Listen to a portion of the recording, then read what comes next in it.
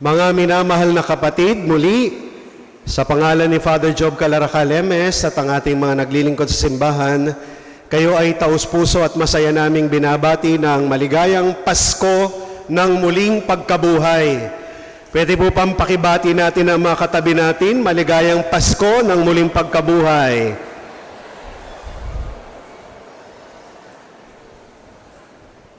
Hindi nagkamali ang simbahan. Ngayon ay Pasko talaga. Yung Pasko na ginagamit natin tuwing December ay galing talaga sa pinagdiriwang natin ngayon. So yung ginagamit nating pagbati ng maligayang Pasko, kapag Pasko ng pagsilang, ay sa totoo lang, mali naman kasi ang ibig sabihin ng Pasko ay galing sa salitang Paskwa o Passover, pagtawid. At yun yung inaalala sa muling pagkabuhay ni Jesus. Pagtawid sa kamatayan sa muling pagkabuhay. Pagtawid sa pagiging makasalanan sa pagtanggap sa awa ng Diyos. Kaya nga, kung pwede mang sabihing nakakalungkot, tuwing Pasko ay meron tayong mga bagong damit. Bumibili tayo ng bagong damit. Nagre-regalo tayo ng mga bagong damit. Sa totoo niyan, yung mga regalo ko na bagong damit nung Pasko, meron pa akong hindi nagagamit. At yung mga regalo ko na bagong damit, doon sa mga nagdaang assignment ko pa, meron din akong mga hindi ko pa nagagamit. Kaya puro mga nare-recycle na sa pagre-regalo. Kasi mas gusto ko magsuot ng damit na yung presko na, no? Yung maluwag na, yung may butas-butas na, yung masarap ng isuot, no? Pero gusto kong sana sa Paskong ito, ng muling pagkabuhay, ma-realize natin, pwede rin palang magsuot ng bagong damit, no? Never ko pang na-experience sa buhay ko na may magregalo sa akin ng Pasko ng muling pagkabuhay ng mga regalo, lalo-lalo na ng bagong damit. Pero merong nagregalo sa akin na special, no? At mamaya babanggitin ko, no? Na talagang nakaka-touch ng puso yung iniregalo sa akin para sa Easter na ito. Pero nung 29 binigay, ewan ko kung Biyernes Santo ba yung 29? Biyernes Santo yon, no? Anyway, so tungkol sa bagong damit. Kasi batay sa kwento na ating narinig sa ating ebanghelyo, noong Pasko ng pagkabuhay ni Kristo, patakbong tumungo sa kanyang libingan sina Pedro at Juan, ang alagad na minamahal, no? Si Juan. Wala nga doon si Kristo. Mga taing naiwan at natagpuan ay ang kayong lino na ipinambalot sa kanyang ulo, no? At ang kayong lino ipinambalot sa kanyang katawan at ang panyong ibinalot sa kanyang ulo na parehong nakatiklop at magkahiwalay. So, kung tinanggal na, iniwan na, nakatiklop doon, ano na nga kaya ang bagong suot ni Jesus? Kung saan nanggaling ang mga bagong damit ni Kristong muling nabuhay, sa atin ay walang isinaysay. Hindi katulad nung Transfiguration, naalala nyo, no? Nakita nilang ang suot-suot ni Jesus ay puting-puti, na walang makakapagpaputi ng ganon, sabi dun sa banal na kasulatan. Ngunit kung tayo ay nakinig, walang sinabi kung ano ang bagong damit ni Jesus. Ngunit kung tayo ay magninilay, napakagandang aral sa atin ang ibinibigay ng mga naiwang kayong lino ngayong Pasko ng pagkabuhay, no? Ano ang itinuturo sa atin? na sana iwanan na natin ang lumang damit ng pag-uugali na sa atin ay bumabalot. Ano yung mga lumang damit natin na sana nung tayo ay nangumpisal ay nahubad na, natanggal na? Sana yung mga lumang damit sa atin na bumabalot tulad ng pag-iimbot at mga makasariling paghahangad, huwag nang itiklop o isuot uli, bagkus hubarin at iwanan. Mga masasakit na karanasan upang lubusang malasap ang tuwa at galak ni Kristong muling nabuhay, atin na ring hubarin. Mga damit ng pagluluksa sa masasama at di magandang nakaraan. Bagkus isuot ang malinis at bagong pagkatao na hinugasan ng dugo ni Kristo noong Biyernes Santo. No? So imagine, hinugasan ng dugo ni Kristo ang ating maruruming damit. Hindi natin maisusuot ang bago nating katauhan kay Kristo bilang kanyang mga naligtas at napatawad hanggat hindi natin hinuhubad ang dati nating pagkatao sa kasalanan at kasamaan. Sa isang liham ni San Pablo sa Colossians 3:12, Colossians 3:12, sabi ni San Pablo,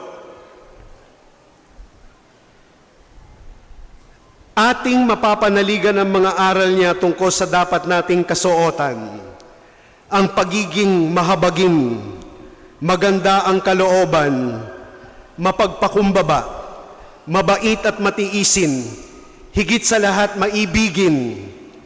Yan ang bagong damit natin kay Kristo at huwag nating hayaang malukot at marumihan ng kasalanan. Sabi ni St. Paul, clothe yourselves with compassion, kindness, humility, gentleness, and patience. Yan yung mga bagong damit. Pero meron akong 3 bagong damit na gusto kong maimbento sana eh. Pero kapag naimbento ko ito, hindi nyo na ako makikita siguro bilang pari kasi yayaman ako ng todo-todo eh. Matatalo ko na ang pen shop, matatalo ko na ang bench, Gusto ko lang makahanap ng collab. Sinong gusto makipag-collaborate, 3 klase ng damit na sana ngayong Pasko ng muling pagkabuhay, After 40 days of long days of Lenten season, after the Holy Week, sana meron tayong bagong damit, na katulad ng bagong damit ni Kristo, Ang bagong damit ng muling pagkabuhay ni Jesus. Una, 3 letter H lang po ito, 3 letter H. Una, ang mga taong naniniwala sa muling pagkabuhay ni Jesus ay may suot na happy clothing. Happy clothing. Easter people are happy people. Kaya tama yung sinasabi ng isang Eucharistic minister, si Brother Ray. Happy-happy lang tayo. Pasko ng muling pagkabuhay,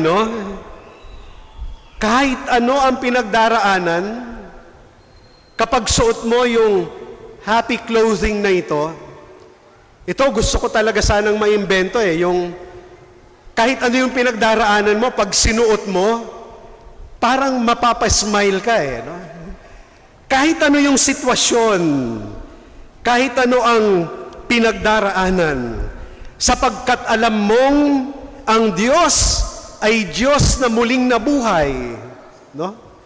Kaya nga, sabi ng ating salmong tugunan, araw ngayon ng may kapal, magalak tayo't magdiwang.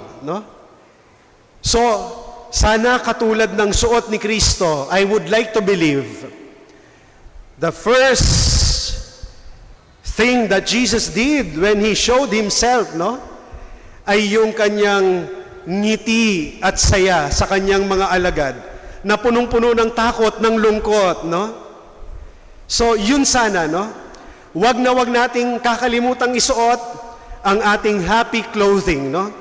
Maraming na-attract na mga Kristiyano sa unang Christian community who believe in the resurrection of Christ because of their happiness, no? So sana ngayong Easter season, suot mo ang happiness, happy clothing, no? Pangalawa, sana ngayong Pasko ng muling pagkabuhay, natanggap mo at suot-suot mo ang high hope clothing, no? High-spirited, hopeful, no? Clothing. Malakas ang pag-asa. Marami yung mga nangumpisal noong panahon ng Holy Week at panahon ng Kwaresma, punong-puno ng suliranin. Maraming mga binibit-bit sa buhay. Maraming problema. Maraming hinihiling. Pero sana, because of the power of the resurrected Christ, ikaw ay nabigyan ng bagong pag-asa. We have high hopes that all things will be well. At dito nga po ako natouch sa regalo na ibinigay sa akin, no? In fact, hindi ko man po kilala personally itong author na nagbigay. Meron pong nagbigay ng libro, no? Buti binuksan ko kanina lang, at tamang-tama, no? At yung libro, ang title niya, Lipad, Mga Kwento ng Pag-asa Mula sa Pilipinas. Ang nagsulat, nagngangalang Minnie Abigail Agdepa. Kung kilala niyo po siya, pakilala niyo po siya sa akin. Siguro, nakilala ko na siya pero hindi ko alam na siya yon, no? Kasi nakaka-touch yung mga kwento niya at nakaka-touch din yung sinabi niya, no? In fact, kinilabutan po ako, no, na nagpapasalamat siya dahil isa ako sa mga nakapagbigay ng mga liwanag ng pag-asa sa kanyang pangungumpisal, sa kanyang pakikinig, no? Nakaka-touch na hindi ko man alam na may mga nangungumpisal pala at nakikinig na nakakatanggap ng pag-asa. Kung gusto niyo pong makabili ng libro niya o makakuha ng libro niya, hanapin niyo po sa Amazon, no? Mukhang nandun po, no? O kaya hanapin niyo po siya, no? Si Minnie Abigail Agdepa. So, kung sino ka man, dahil sorry, sa sobrang dami ng tao na nandito sa Santo Niño, hindi po namin memorize ni Father Job, ililibre kita, no? Ng fishball para happy ka rin, no? So, Lipad, mga kwento ng pag-asa mula sa Pilipinas. So, yun po, no? Sana wear the high hopes clothing, no?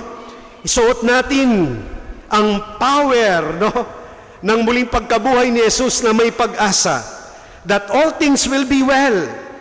Kung ang Diyos na nanalo sa kamatayan, nanalo sa hirap, sa pagdurusa, tayo rin ay mananalo, no?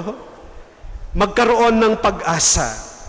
At panghuli, na letter H, na damit na dapat nating isuot, sana ito ho ang nagturo sa atin, kaya nga tayo nag-fasting, nag-abstinence.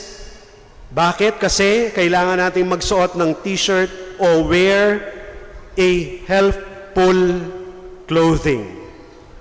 Maging matulunging clothing. Sapagkat hindi lang sa mundong ito ang ating ginagawa at nagtatapos. By helping others, we are also guiding them to reach heaven someday, no? And we are also helping ourselves to reach heaven someday, where we will meet our risen Lord. And He is actually meeting Him when we are helpful or kapag tayo ay matulungin sa mga nangangailangan. Di ba sabi nga niya, sa paghuhukom, sabi niya sa mga matutuwid, tumuloy kayo at makisaya sa aking kaharian, sapagkat ako'y nagutom, ako'y inyong pinakain, ako'y nauhaw, inyong pinainom, ako'y walang damit, inyong dinamitan, ako'y nasa kulungan, ako'y inyong binisita, etc., etc. So wear a helpful clothing. Mga minamahal na kapatid, sa muling pagkabuhay ni Jesus, ang kanyang muling pagkabuhay na bagong damit ay ipinasusuot din niya sa atin sa sakramento ng binyag. Kaya ngayong magre-renew tayo ng ating binyag, isusuot natin yung ating baptismal clothing. And what is this baptismal clothing? It has 3 H's printed in it, no? Ano yon? Happy clothing, high hope clothing, at helpful clothing. Magsitayo po ang lahat.